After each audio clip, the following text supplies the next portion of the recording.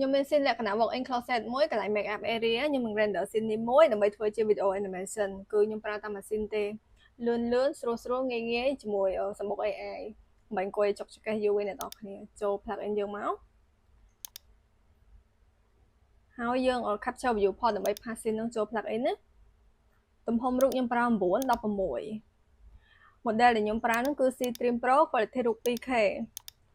សម្រាប់ preset វិញគឺខ្ញុំប្រើ Nan ណា render style គឺយើង select យក interior ហើយ scene នេះខ្ញុំចង់ដាក់មនុស្សអញ្ចឹងខ្ញុំប្រើ analyze people scene type នេះគឺខ្ញុំដាក់ថា walk in closet ណាព្រោះ walk in closet វាមានក្នុង tool ខាងលើទេអញ្ចឹងយើងត្រូវសរសេរខ្លួនឯង people type នេះគឺខ្ញុំប្រើ luxury lifestyle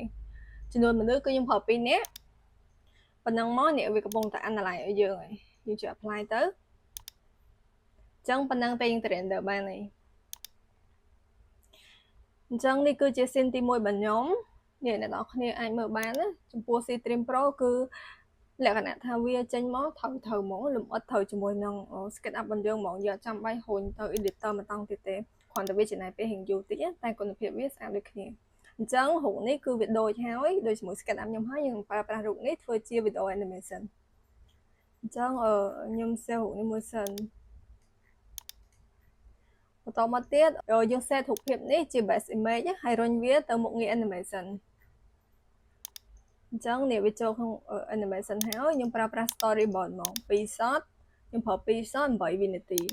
ទំហំរូបគឺខ្ញុំប្រើលក្ខណៈបច្ចុប្បន្ន portrait អញ្ចឹងនេះគឺជាលទ្ធផលវីដេអូរបស់យើងនេះលក្ខណៈថា2 shot ហ្នឹងបានន័យថា shot ទី1វារៀង zoom តិចទៅមុខអញ្ចឹង shot ទី2វារៀងចាប់ focus លើមនុស្សស្រីអញ្ចឹង2 shot តែរូបនេះយើងប្រើមួយ shot ក៏បានដែរបើមិនជាយើងប្រើមួយ shot វារៀង zoom ទៅវាមើលអត់ឃើញសណាមកាត់វីដេអូទេអញ្ចឹងវីដេអូនេះខ្ញុំប្រើប្រាស់តាមរូបភាពទេដើម្បីឲ្យអ្នកនរគ្នាស្រួលយល់ប៉ុន្តែវីដេអូក្រោយៗទៀតខ្ញុំនឹង combine ពីររូបចូលគ្នា render អញ្ចឹងវីដេអូថ្ងៃនេះមានតែប៉ុណ្្នឹងទេអរគុណ